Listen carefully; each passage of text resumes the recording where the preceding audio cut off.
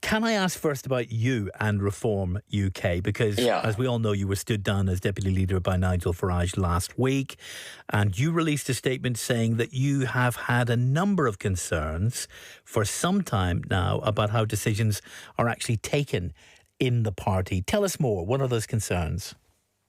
So the party is structured as a limited liability company in which Nigel owns a 53% stake. Richard Tice, the deputy leader, has 33% of the company.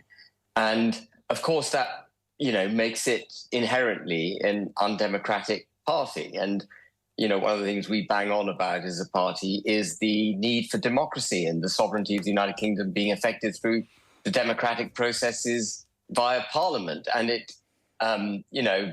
intellectually, philosophically, as well as I think practically, I know practically, it's vital that Reform UK democratizes. I could make the case for an insurgency to be under the control of a very small number of people so that it wasn't distracted with party politics, internal party politics, while it got its act together.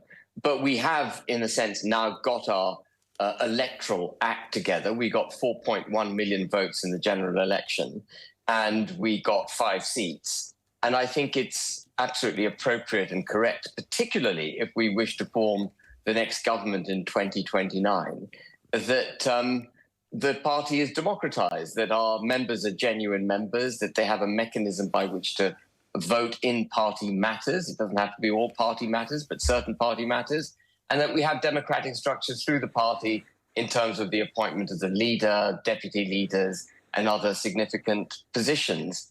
And at the moment, that's not the case. And I was particularly concerned about this issue before I joined Reform UK, because during the Brexit period, really, we did what Nigel said. And in the end, as you know, William, we got the withdrawal agreement. And we kind of gave effect to that withdrawal agreement by standing down 317 candidates in the 2019 general election.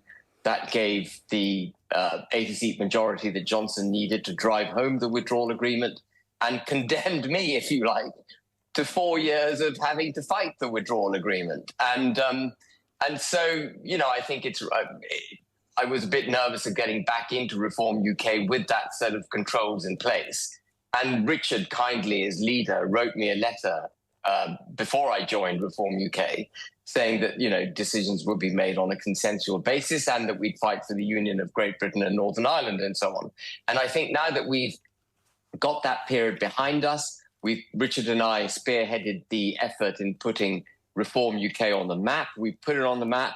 We've got a new leader in Nigel, who is the majority owner. And I think, therefore, it's right now that Nigel should properly democratise the party and make it capable of being the next government in 2029.